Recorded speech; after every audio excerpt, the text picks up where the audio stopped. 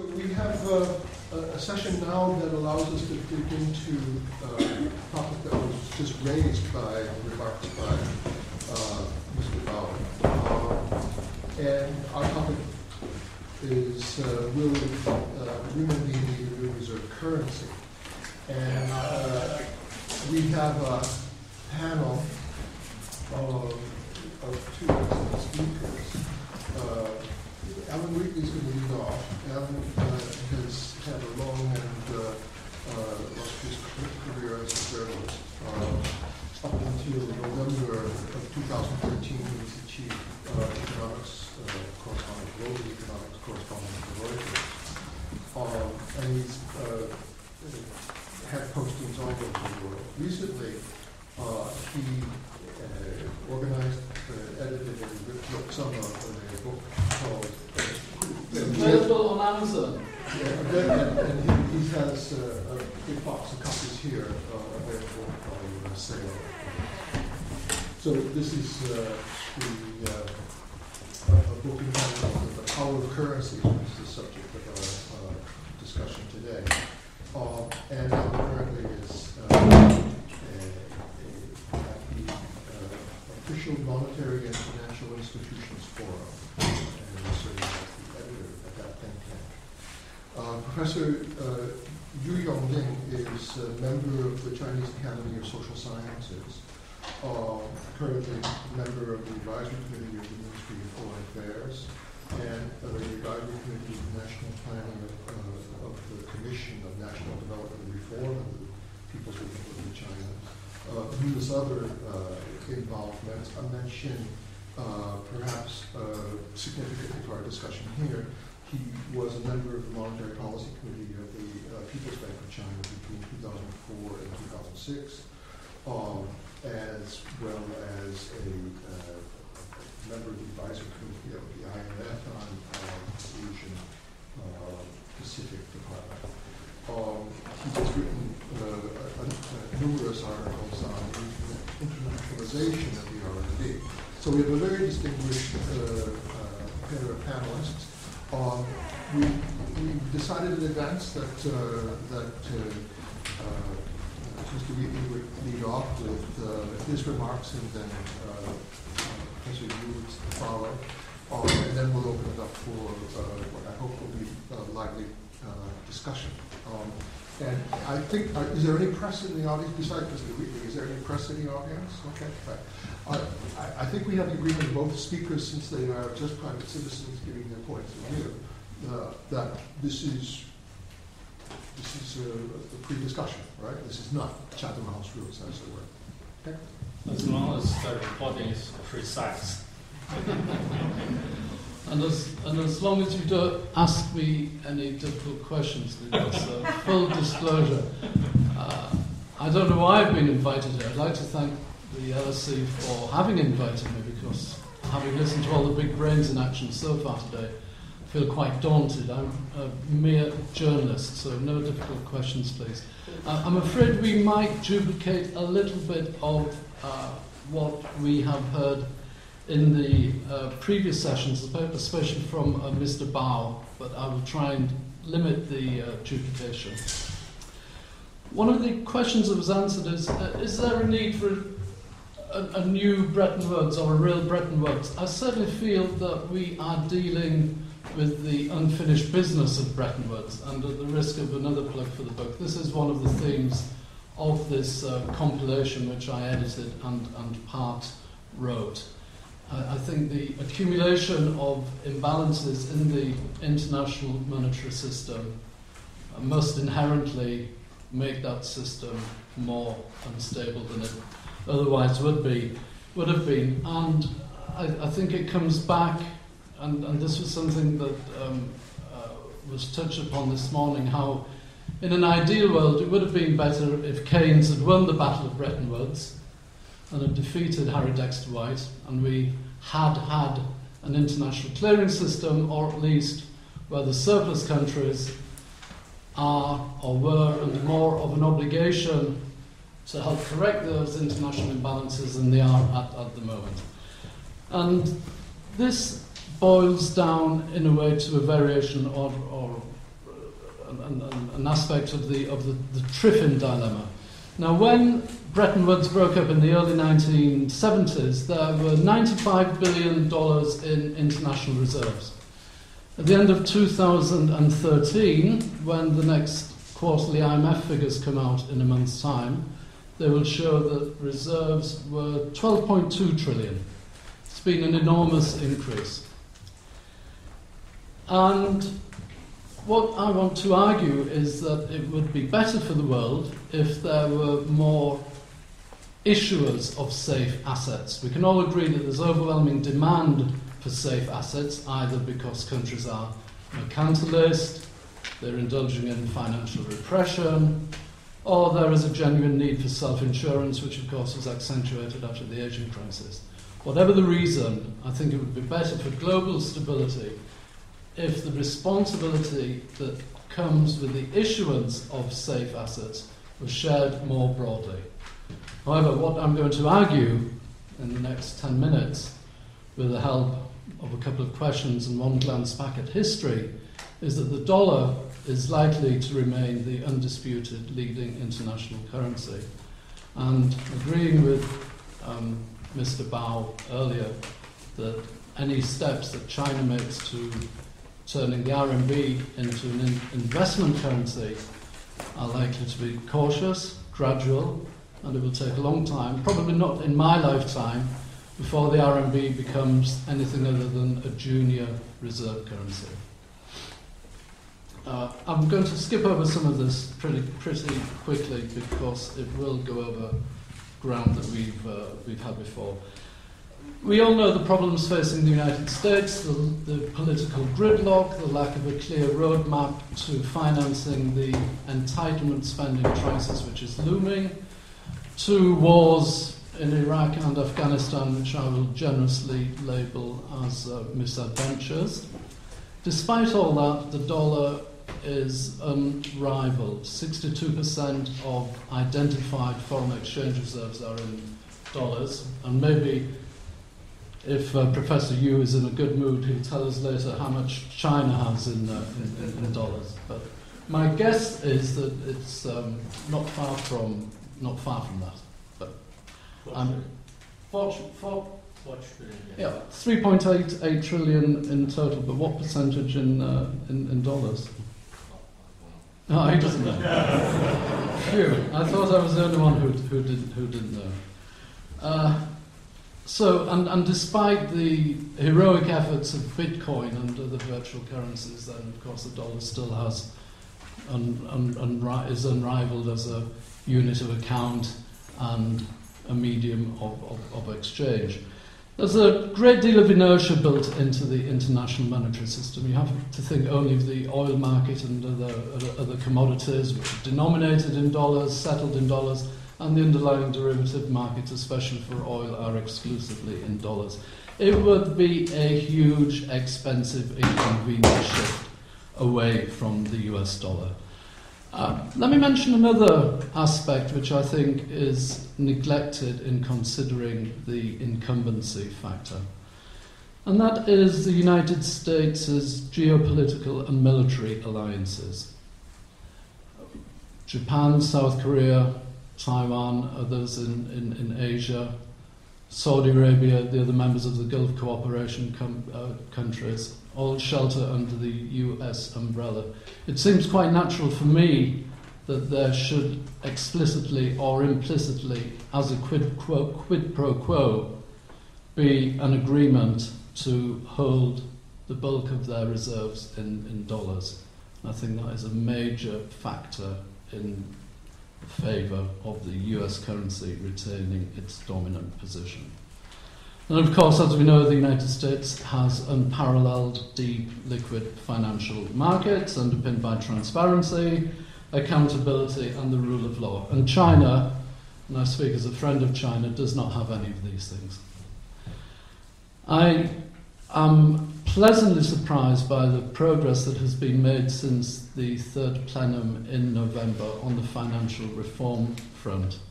The PBOC has widened the trading band of the RMB. I saw that Daimler issued the first onshore corporate bond the other day, and China is even allowing some default risk to creep into the domestic market.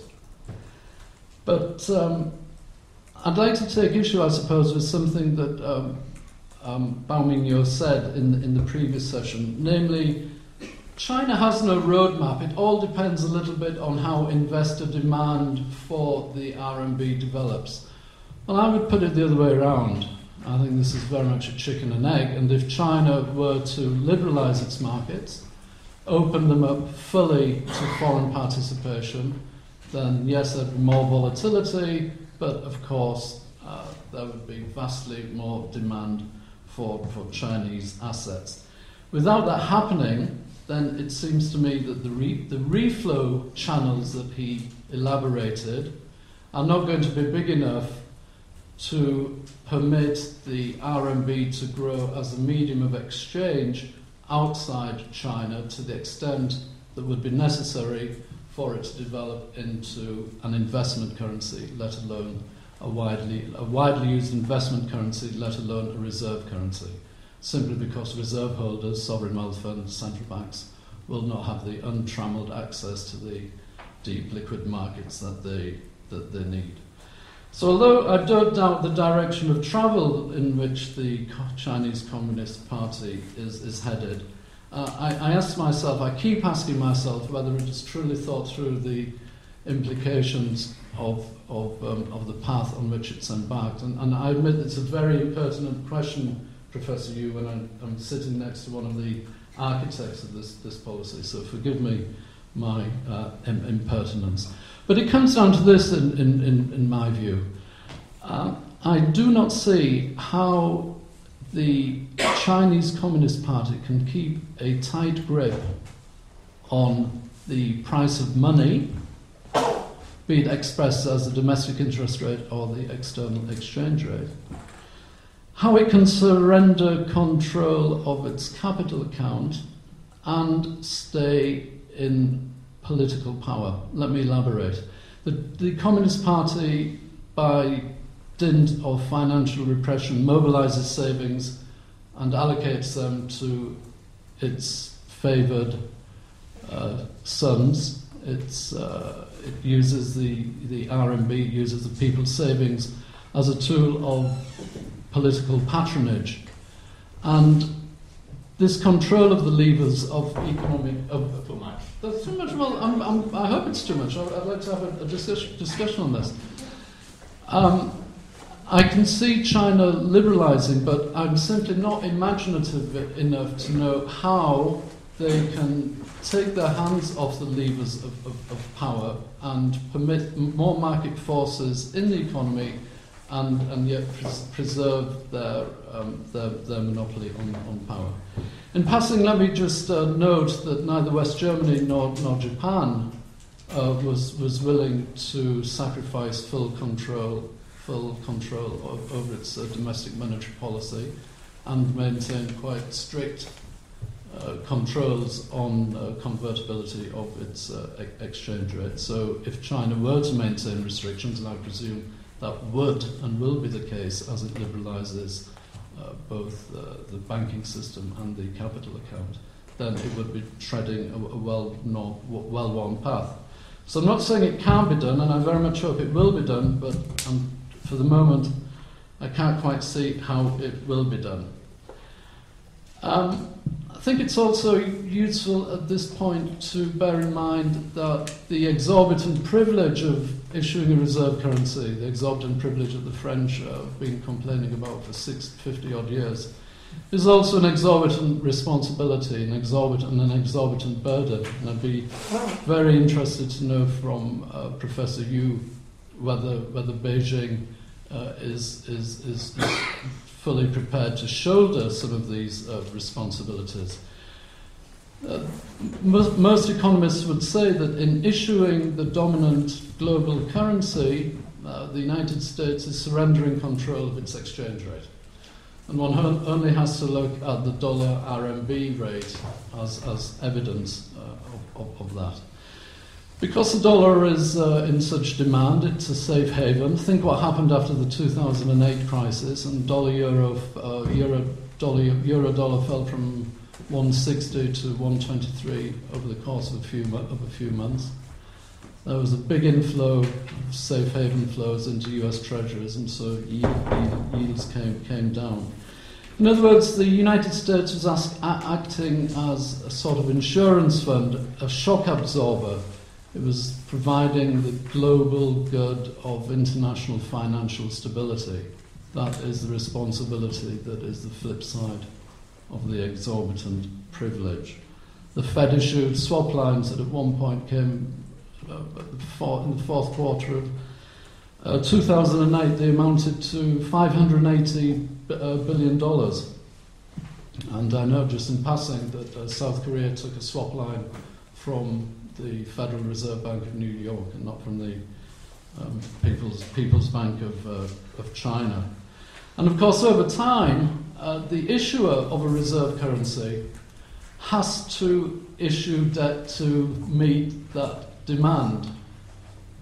Currency doesn't have to start out as a deficit country. The United States certainly didn't, nor did West Germany. But over time, that is the pattern. Here's a thought experiment. Let's imagine all these conditions are fulfilled. That China gradually, successfully liberalizes. The authorities willingly accept the international responsibilities I've just outlined. Even then, I don't think it is obvious that the RMB would quickly evolve into a reserve currency. As Mr. Bowers mentioned before, the United States overtook Britain as the world's largest country in 1872, but it was only because of 2 world wars which drained Britain of men and treasure that sterling lost its dominant position as the world's leading reserve currency. The dollar was well positioned to profit from Britain's misfortunes. Why? Because the Federal Reserve was established in 1913. Why?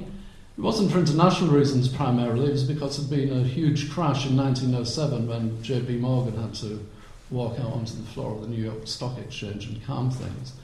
But he was at the head of a small East Coast New York banking establishment that pushed very much for internationalization of the banking sector, and they did so by passing laws which enabled American banks to branch internationally, and that enabled them to break what was hitherto a monopoly on trade finance held by London.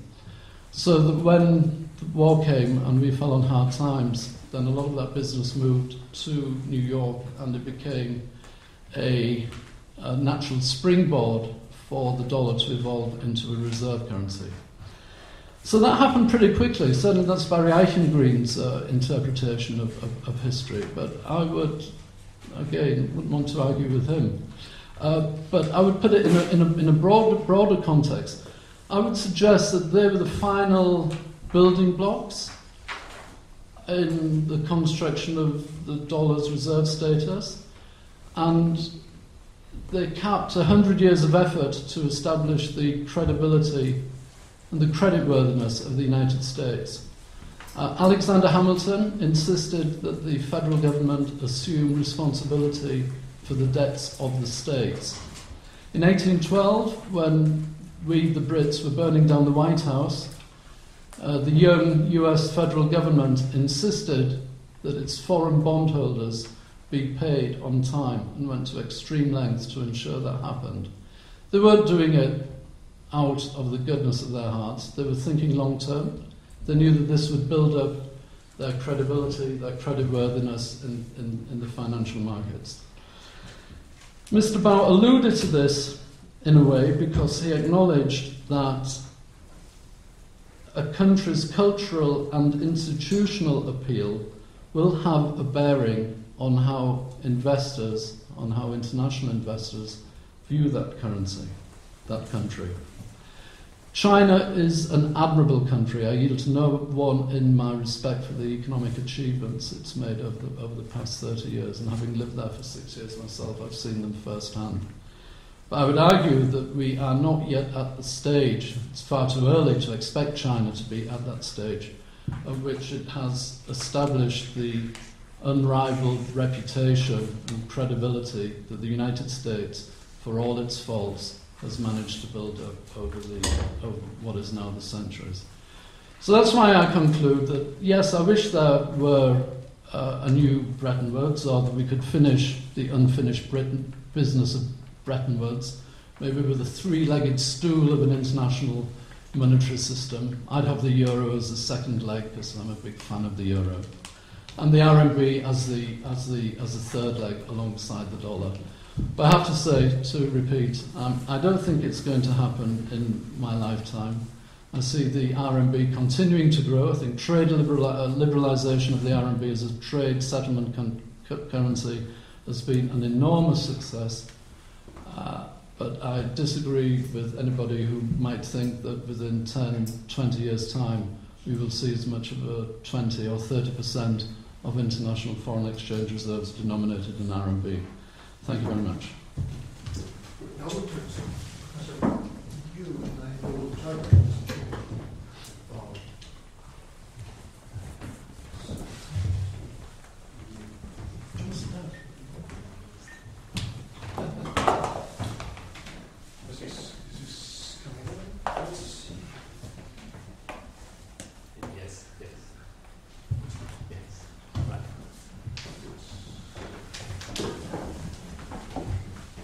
Is this visible in the back of the room? Yes? Okay. Thank you very much. I'm not going to talk about very big topics on this future, so because I'm working separately, so I don't expecting to see RMB internationalized in my lifetime. Okay. So I just want to talk some specific issues.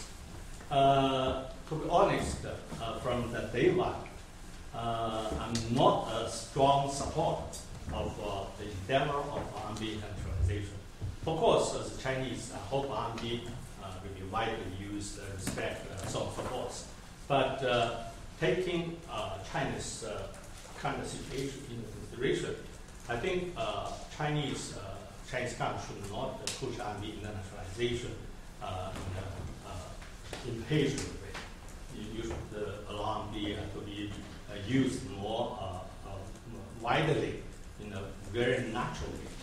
So basically, I think RMB internationalization is a way of capital accountabilization.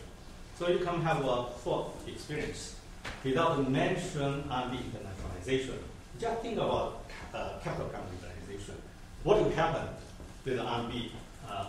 With RMB's international status, I think more or less the same. So fundamentally, this is the issue of capital capitalization. And so I will talk about this a little bit later. Firstly, I will introduce you the so-called purpose, objective of RMB internationalization. This 5 points are not my invention. This is more or less official. Number one, reduce exchange rate risk. Second, reduce the increase in foreign exchange reserves. Third, increase competitiveness of financial institutions, Chinese financial institutions. Fourth, reduce transaction cost per trade. Fifth, to promote capital utilization.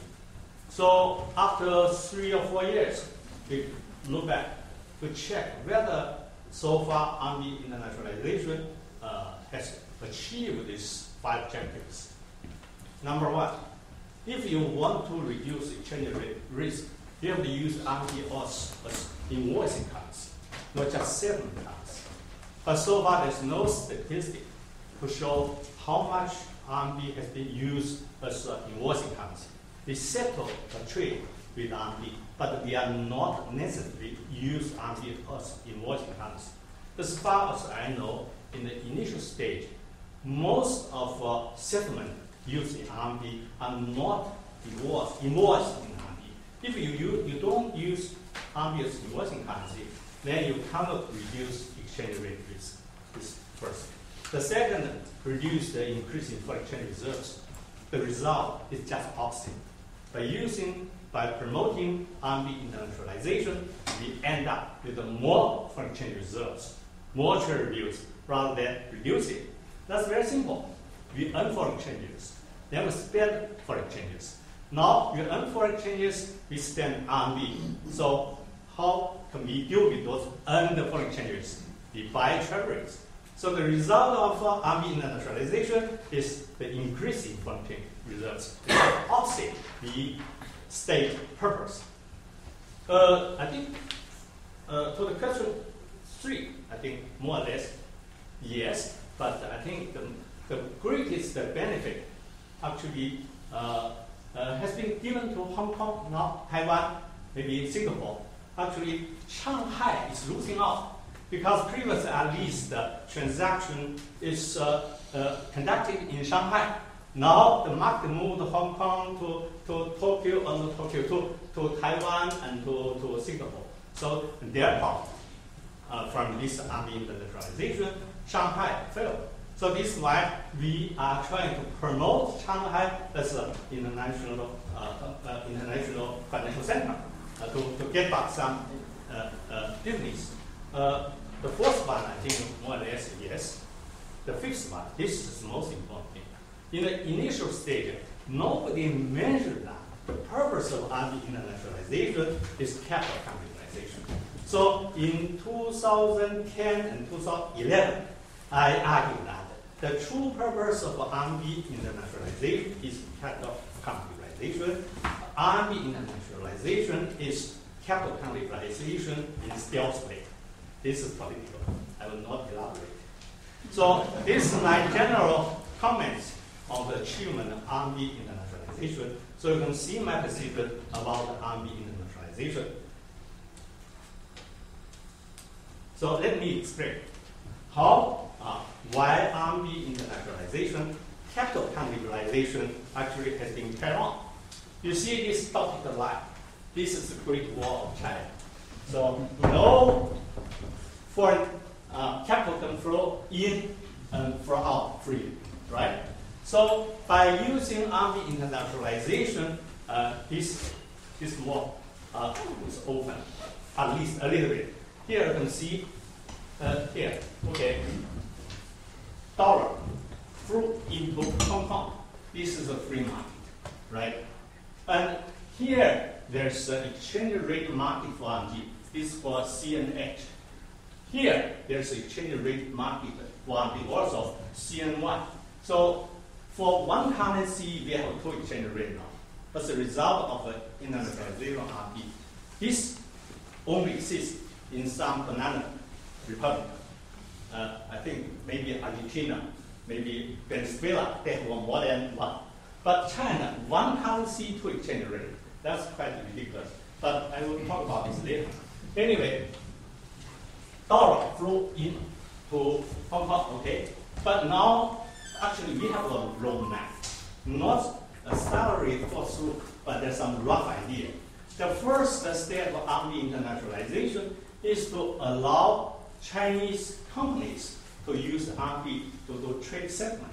So if you want to buy products from Hong Kong, you can pay RMB to exporters. So RMB flow into Hong Kong. Then, because there's exchange rate market, so people in Hong Kong can change RMB into dollar or buy RMB with the dollar, right? And at the same time, we establish so-called recycle mechanism, meaning allow holders of RMB in Hong Kong to invest in mainland China in certain RMB denominated assets. So RMB flow into mainland China. You buy RMB denominated assets. Previously, you want to go this way, right? You are not allowed. But now, because we have this RMB internationalization, so dollar can buy RMB, then can invest in mainland China after you have an party, then you can sell RMB in Hong Kong, get dollar, and you go. So this is a sort of a capital capitalization in a stealth way, in a smaller way. If you further liberalize, I think this is back from Hong Kong. Leonard invited to give a speech to Hong Kongese. I said, guys, please don't persuade Chinese government to fully liberalize capital account. Because if Chinese government do that, then you'll be in trouble. Because all money will go here. No money will go here. You will lose your business. So be careful. You are not clever enough. Okay. So what's going on now? Now, lots of people are using RMB now. So even though in the world, the share is still very small, but actually the speed of increasing in using RMB, a certain currency, has been very, very fast. But my view is that, yes, in this stage, there could be a very rapid increase. But perhaps to a certain point in time, there will be stagnation. Then perhaps there will retreat, just like Japanese yen. For why Japanese yen was widely used, but the share of Japanese yen in international trade, in financial trade, and so on and so forth, reduced quite significantly due to change of situation. So this can happen with RMB. Why is the problem? Why people now are so eager to use RMB, especially why people in investment banks, in hedge funds, they are very happy with the RMB internationalization. Why so many Chinese companies, they are so happy with using RMB internationalization? Because they can do arbitrage. What arbitrage? Interest rate arbitrage and exchange rate arbitrage. You know, here you can see CNH, CNY. They are spread. Wider spread. If capital account is fully liberalized, then you cannot have two exchange rate. Arbitrage will eliminate exchange rate spread. But because China still maintains certain amount of capital control, actually quite strict capital control so far. So you can't expect huge capital flow in from to eliminate this spread. And more importantly, in Hong Kong, CNH is a currency. It is exchange rate determined by market. But in mainland China, CNY is under heavy intervention by People's Bank of China. So, for example, in 2011, the money flow out of Hong Kong due to European financial crisis. So CNH fell very significantly. And because People's Bank of China was very conscientiously without the feeling of the United States. Otherwise, the United States will accuse China to allow me to devalue. So People's Bank of China has intervened to prevent RMB from falling. So you can see the spread maintained. So this happens from time to time. From this chart, you can see these are spread, these are spread, these are spread, so on and so forth. So we maintain a quite significant spread. So you can do arbitrage. Then, how this arbitrage has been doing? Actually, we have lots of cases. I give you one simple case. I hope you can understand how to do this arbitrage. You can try this. Okay. This is called one-day trip to bounded area. It's very simple. Suppose there's a mainland exporter, right? And these mainland exporters export goods to Hong Kong. And then Hong Kongese will pay, say, $1 million US dollar to this exporter, mainland exporters. Then these mainland exporters will use this $1 million US dollar to go to CNH, to Shanghai, to change it for RMB. It will get 6.2 million, 620 million US dollars, right? This is, let me see, let me tell you. Okay, this is first step, export. Then this mainland exporter get 1 million US dollar. Then you go to this CNH, you sell this 1 million US dollar. You got 6.2 million RMB, right? You use this 6.2 million RMB, okay, you use this to buy products from this Hong Kong firm. This firm is your affiliate. You sell to him, then you buy product from this firm. So this is one-day trip. Food come from here to here, then from here to here, back to China. Then this Hong Kong firm, because he got 6.2 because you buy this good, you pay 6.18 million yuan. He used this yuan to buy $1 in Hong Kong because in CNH this is the exchange rate. It's cheaper. So what is the net result? Net result, this firm and this affiliate get 2 million yuan profit. So very simple. One-day trip, you sell and buy back. You buy cheap in Hong Kong. You sell expensive in Beijing. Then you got money. So you can repeat this one-day trip to Bangladesh, 1 day 7 times. So you got millions and millions of RMB profit. So lots of Chinese firms are very active in doing this arbitrage. I'm not repeating. There are lots of cases. Okay, give you some example about exchange rate arbitrage. This is very popular. This is why recently People's Bank China try to devalue RMB to punish those who are engaged in carry trade. So here is the interest rate spread between RMB and US dollars. Okay, here. Okay, this process. Okay, actually it's not that difficult. Firstly, a mainland exporter, okay, deport something or provide some collateral to a mainland Bank of China. Then this Bank of China will give this Chinese importer letter of credit. Okay, then this importer use this letter of credit buy products. The products come from here, there. Then this affiliate use this letter of credit to a Hong Kong bank, and then the Hong Kong bank, HSBC, will provide loan to this affiliate of A because you have collateral, right?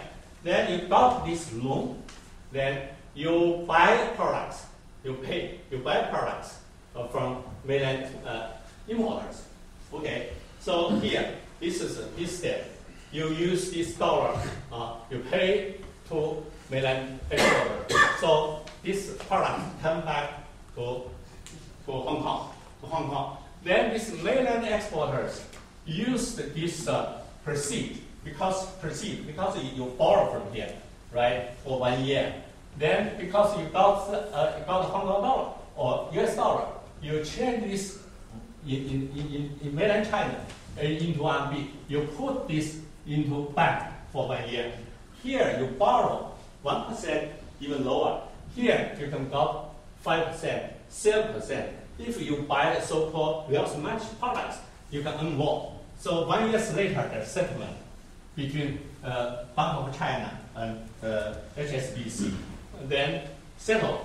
But this Chinese firm will get the interest rate spread. Okay, very handsome profit. This is not very difficult. Then there are many other types of carry trade. I think the investment banks and hedge funds are very clever. They can create lots of instruments to do this kind of carry trade. What is the result? All this activity will end up with more capital flow into China. Here you see, here, People's Bank China. When you got dollar, you sell to People's Bank China. Then People's Bank China give you RMB, then you deposit RMB here. But for People's Bank China, they buy US dollar. What they can do, they buy treasuries. Okay, so all these kind of things means capital flow into China. Means because People's Bank China does not want to see RMB appreciate, so they buy treasuries. So end up with more treasuries. China is further than that. China is a high saving country.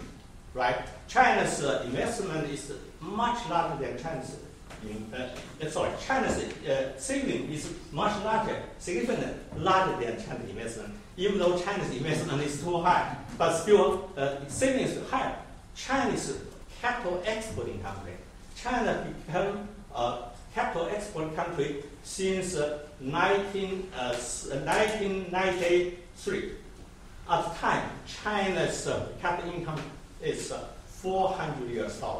So we start as an exporter, net credit to the world, when we have a per capita income $400 until now. So we accumulate how much? We accumulate $5 trillion foreign assets. Of course, China is capital importing country. We accumulate foreign liabilities, $3 trillion. So China has $2 trillion net assets against the rest of the world. Then China should have investment income, positive investment income. Investment income surplus, right? I borrow money to you. Of course, I should get interest payment. But over the past 10 years, almost every year, China run investment income deficit. In 2011, 2012, China's investment income deficit each year more than $80 billion. This is a vast missed allocation of resources, right? So what, RMB internationalization has contributed to China's improvement in resource allocation. I think I can't say it's very positive. It's very problematic. Of course, there are some benefits for China, but the program related by internationalization is also very serious, which is related with China's capital account liberalization. I think eventually China should liberalize its capital account, but in order to liberalize it, you have to do your homework.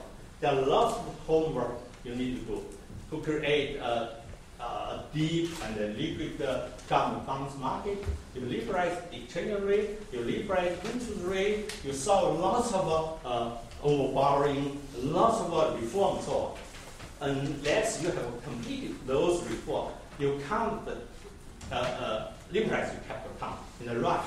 If you can't liberalize your capital account fully, then RMB internationalization, you create lots of distortions. China may suffer from this RMB internationalization, rather benefit from this internationalization. Thank you.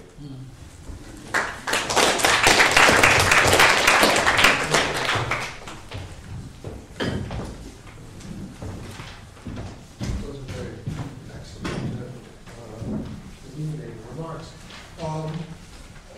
Before I open up the questions to the floor, do you have any questions for one another? At one stage, you said that he's a journalist.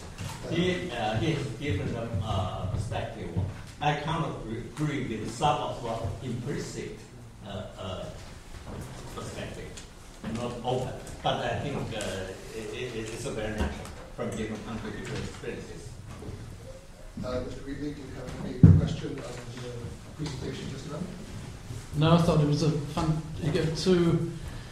Professor, you gave two fantastic examples of how arbitrage, both on the exchange rate and the interest rate, are distorting capital flows in and out of China, and it was very illuminating and very glad to see them. Thank you. Okay, let's open up questions. So first hand up was the second row here. Maybe for everybody's sake, maybe you can wrap. Eric Lonergan from M&G. Thank you to both of you. I found both of those very illuminating discussions. Perhaps to get to the heart of the matter, so I find it compelling that capital account liberalization is really the same issue as reserve currency internationalization. And I almost thought, for me, the most important thing you said at the very end, which was you went through all of the things you need to have in place before capital account liberalization is a full capital account is a good idea. Right. And it almost seems to me, in the list of one's priorities, capital account liberalization comes at the end. You need a good bond market, you need institutional investors, you need good securities regulation, you need good rule of law, you have a good stock market, liberalization, exchange rate, interest rates, so forth. Yeah, so we give us a perfect economy and then you can add on capital, then we can do full capitalization. Actually, this seems to me relates somewhat to perhaps what Alan was getting at, which is actually if you have full capital account liberalization at the wrong point in time, do you create economic instability? Yeah. So for me personally, I think the whole role of capital account liberalization in economic development is still very highly debatable and questionable as to where it comes in order of priority. Yeah. So I'd be very interested to get your thoughts as to whether you would concur with that. If I could, just one final other question. How big is the arbitrage? Because if you've described the arbitrage to me, it seems to me it's actually very simple, which is the renminbi's been appreciating against the dollar, which means I can borrow in dollars. I should be getting a lower interest rate if it was a no arbitrage world. Right, so the forward rate would be at a discount, but it isn't the case. So you can actually borrow in a currency that's depreciating and put on deposit at a higher interest rate.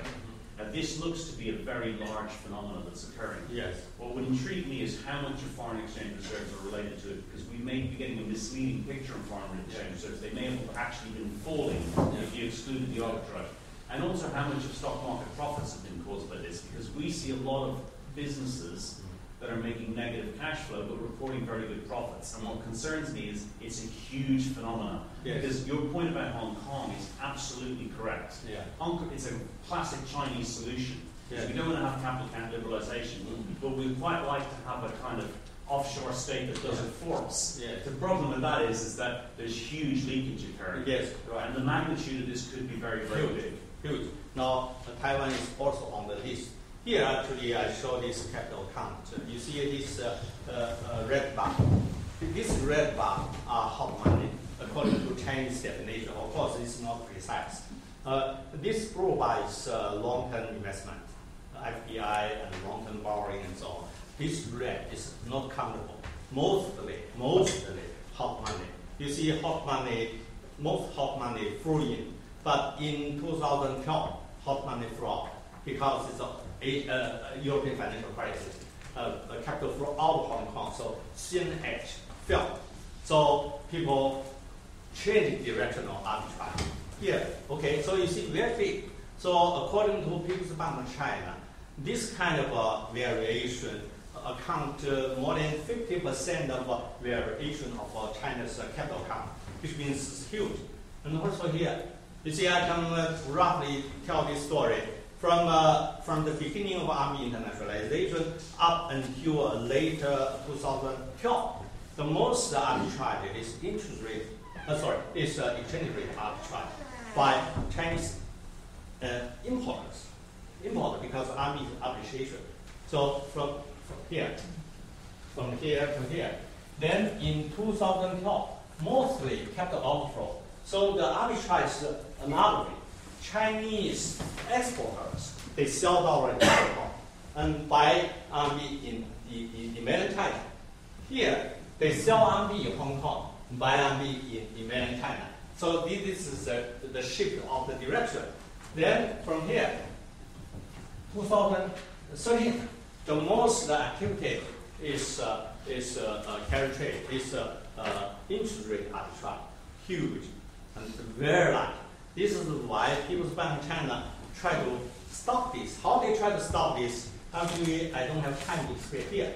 You see, when you are doing interest rate arbitrage, you have a lot of opportunity of exchange rate change. You have to change currency from RMB to US dollar, from US dollar to RMB, from RMB to US dollar. So if you allow this exchange rate more flexible, then this risk will deter you. Even though you know interest rate spreads very big, we cannot eliminate it because of Chinese economy cannot lower interest rate to zero. So you must to maintain the interest rate 5% even higher. So in black market maybe 12%, but very high. We can't do that. So the only way, unless you tighten capital control, is to allow RMB to be more flexible, to create the expectation of devaluation. So by this way, you can somehow stop this. But I think it's not very effective. So this past capital control can somehow stop this. But we have gone so far. perhaps there's no retreat.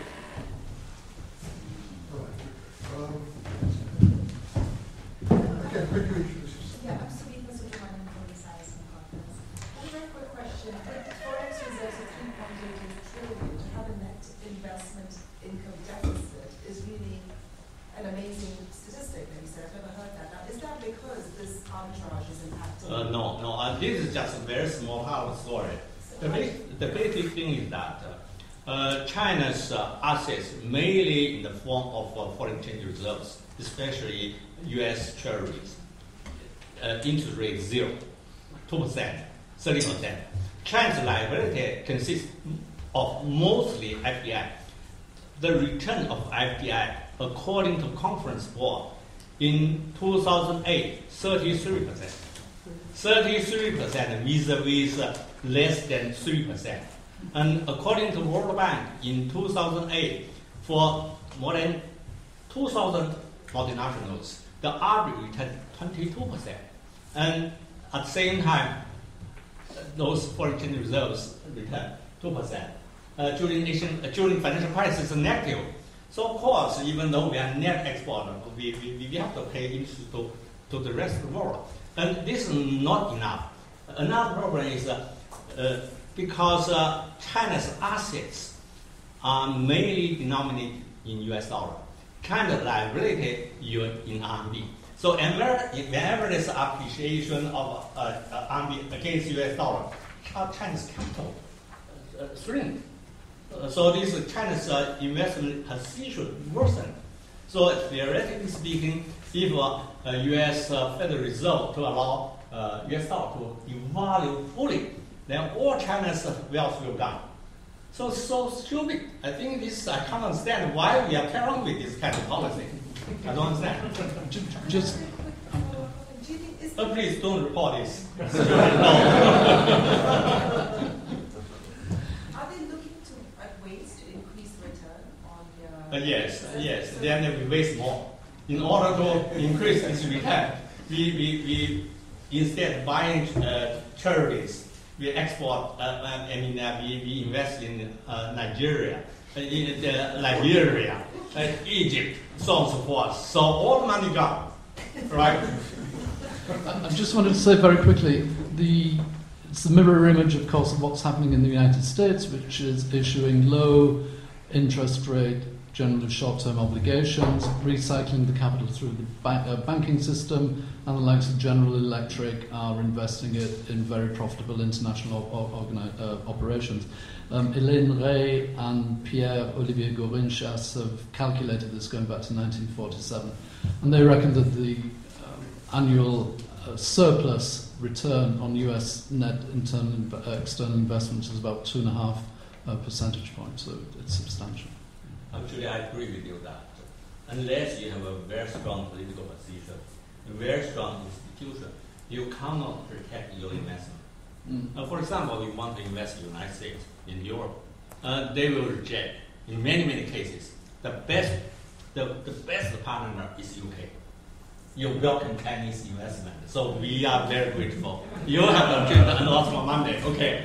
But Chinese was forced to invest in all those troublesome countries. The trouble is we don't have gunpowder to protect this investment, not like in the British Empire. So those small countries, they just seize those assets. You cannot do anything about it. That's miserable, right? It's very, very terrible. And by the way, I always tell my American friends, China really regards us US good friends.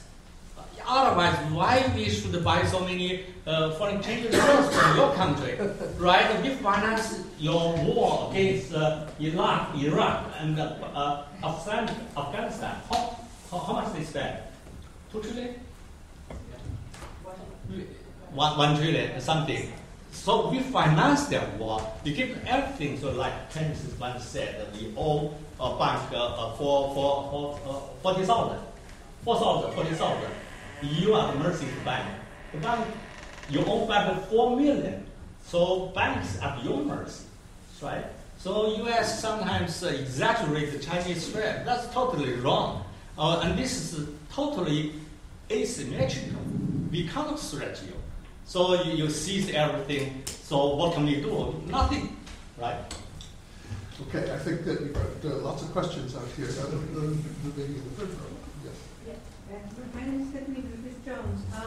I also, like the first question, wanted to agree with Yongding's approach on the benefits of very slow capital account liberalization, not just from the Chinese perspective, but I think from the global perspective.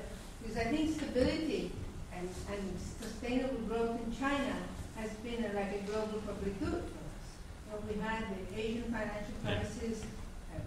The US and Europe were very happy with China providing stability in the region. And when we had the global financial crisis, I understand that in the worst moment of the Eurozone crisis, Mrs. Merkel didn't call Obama, but she called your premier, the Chinese premier, because they were the ones who could provide funding and stability.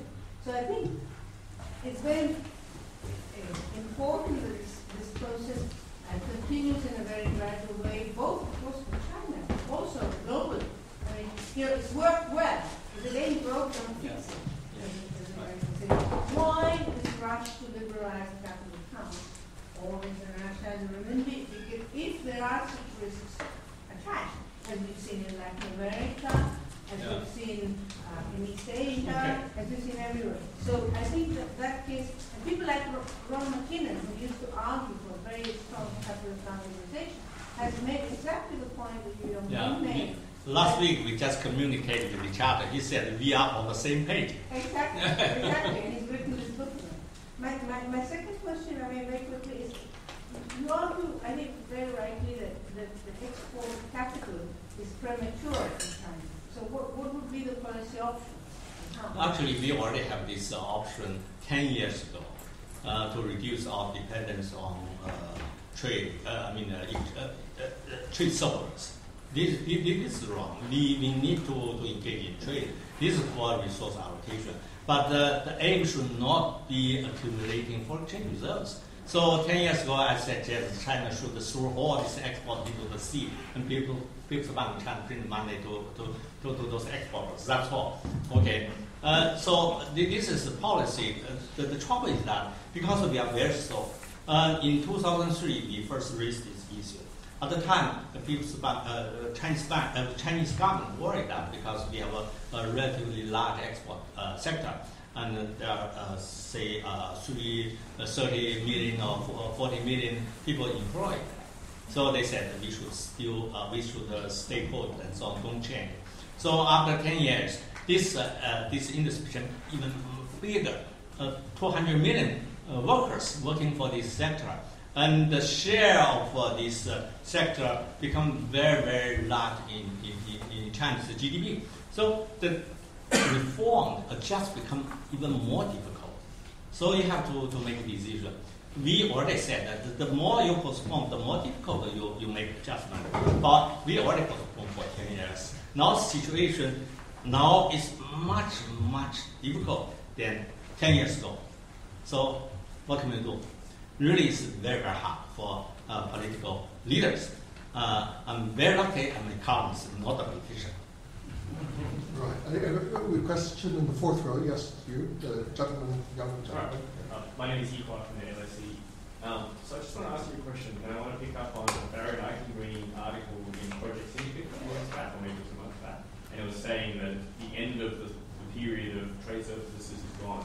We have both demographic changes and maybe shale gas. The US will stop running such a large current account deficit, and maybe China, through developing internal consumption, will stop running to the surface.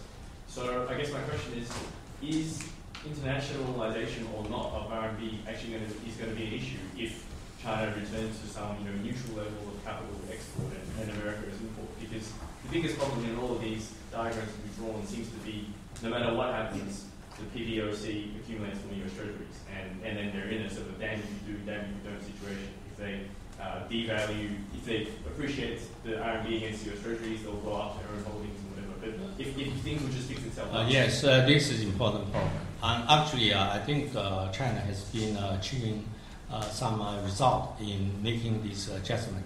So So China's trade surplus is reducing, generally speaking. Okay, and China's capital outflow is increasing very rapidly. So China's trade surpluses have been reduced and quite significantly.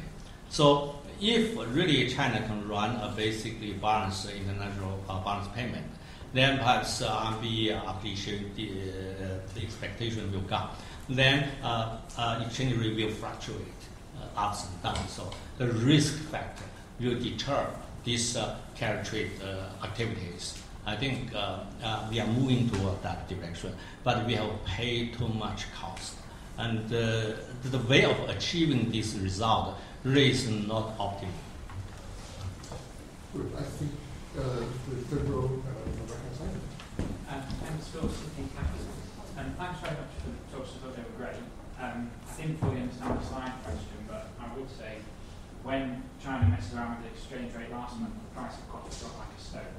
So I don't think you're right to say it's not doing enough. My main question really is to what extent you would agree that even though you were... Sorry, the price of what dropped like a stone? Copper. Right. It's the commodity of choice. Yeah. To, right. Even if it was a rise capital flows, to what extent do you agree that it's not going to become a international currency until foreign nationals are happy to hold RMB as deposits? And the reason I say this is the only trade settled in RMB is trade from Chinese branches and subsidiaries in developing markets. And the only people who invest in RMB are Chinese SOEs. And the main overwhelming factor, in my opinion, is the rule of law, transparency, and those factors. And until foreign nationals will hold RMB in deposits, it will not become a genuine international. Yes, and I just talk about those small things about RMB internationalization. The big thing is not what I just said. Big things related with many other much bigger issues. For example, on the greenback, in God we trust, right? So people see this redback, say, thank God, we can earn huge money. So based on this kind of psychology, how can they hold RMB as a store of value? Just one quick interjection, and Professor, you will correct me if I'm wrong.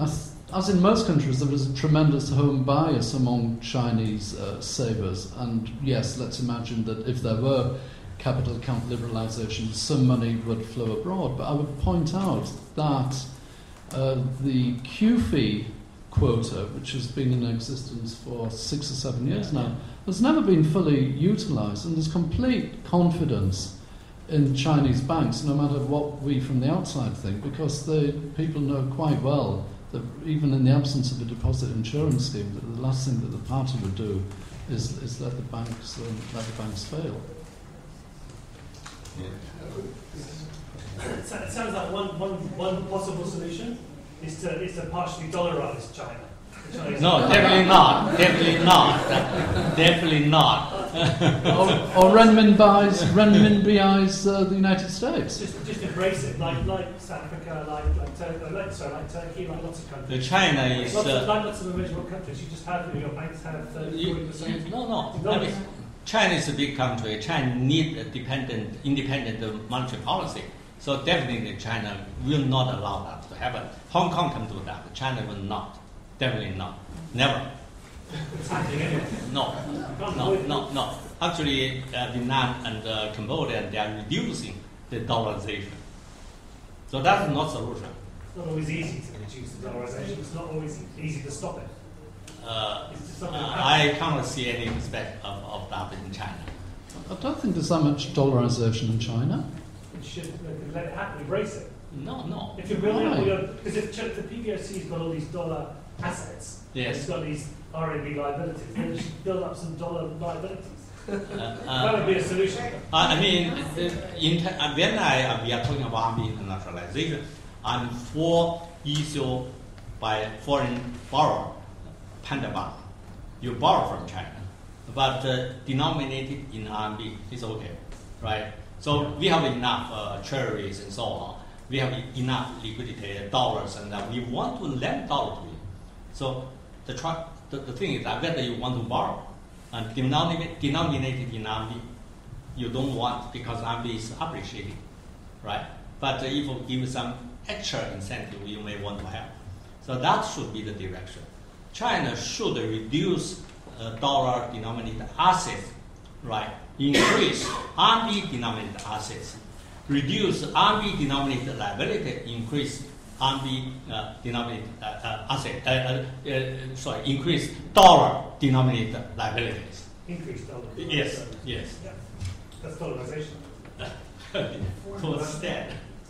Foreign investors will invest in renminbi. They would like to invest in renminbi. They need more QFI quota. It's an appreciating currency. Interest rates are better. There's a lot of demand. We have a renminbi fund. People want to get into the market. Yes, sure.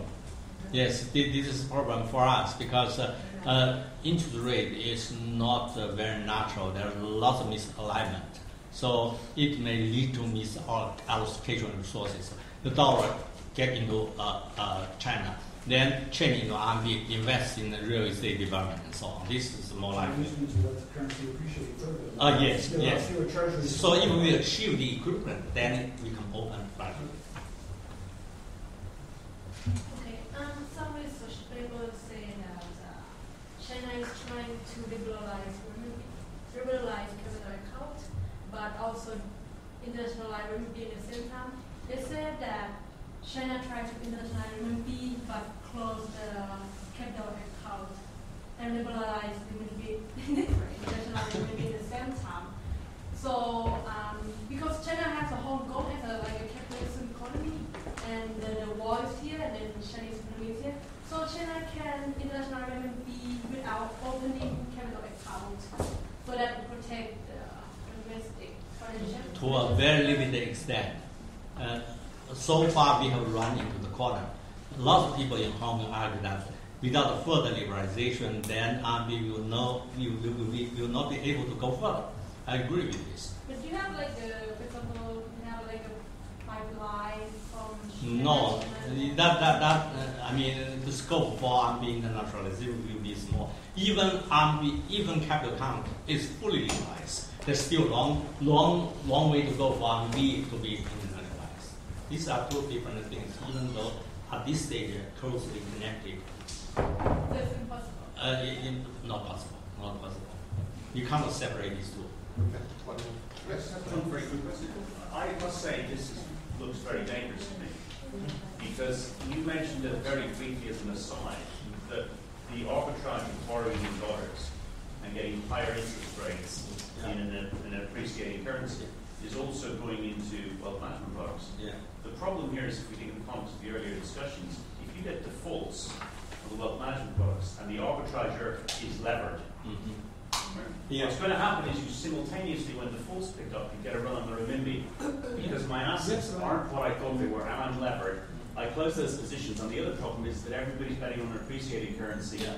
Big sharp fall in foreign exchange reserves, and you'll actually get a collective run. I mean, I wouldn't personally. It looks to me like a one-way bet that the renminbi is going to devalue from here, because the point is the authorities are saying we can't allow it to keep appreciating, or people will argue. So this is very fragile, because what's happened here now is a coal company defaults. I'm going to get a run on the renminbi through leveraged participants, and suddenly the profits start disappearing. There's a lot of interconnectedness here that's very concerning. Yes, I think there are lots of problems that we need to study further. And the coffee, yes, is an example. And actually, I prepared something about the use of the copper water to do arbitrage. This is I think Goldman Sachs produced a very good paper. It's lots of complicated instruments. Yes, so when of course I'm a defender of China interests, right? But when I'm talking with short-term investors, then I think there's still opportunity for them to get something. But from the longer run, I think it's quite dangerous, very dangerous, and they may lose their last shot. Yeah. I think we have time for one last question. Did you want to take it? Yeah, thanks very much. Well, I was like first to start with a remark and then on a question to Alan about shouldn't we separate when we talk about FX reserve currency? Shouldn't we separate the fact that a currency can be a safe haven and play its role as store of value, relative to the fact that some central banks do not have any other choice than to accumulate some currencies just because they are trading, just because it's the currency of their main trade partners. The point I want to make is if you look at Denmark, Switzerland, or they accumulated a lot of euro in 2011, but it wasn't because of because the euro was considered at that time a safe currency. It was probably it was a time when everybody was afraid of a euro breakup. And a quick question to Yongding: when do you think that yuan will be fully convertible? So that would be why, for example, the Reserve Bank of Australia has put 5% of its reserves into the RMB, and why Nigeria and other countries are. Yeah, the reason why the RMB might become more important going forward. Let me just throw this out as a thought. Somebody mentioned shale gas before. As the United States becomes more self-sufficient and even less energy flows from the Middle East to the West, and more of it goes to China and India, it would make perfect sense to me if China were to turn around to Saudi Arabia or Iraq, they're already doing this with Iran, and say, right, we might still be denominating this trade in dollars, and so therefore you still have the exchange rate risk, but let's settle it at least in RMB. All I would say is at that point, the RMB is accumulating outside China's borders, and those holders of RMB would still need somewhere to invest it. And that's why in China, exactly. And it seems to me as though the channels which are open now are not wide enough. Yes, this is limited because Chinese financial institution is very fragile. That's right. Lots of fungible ability.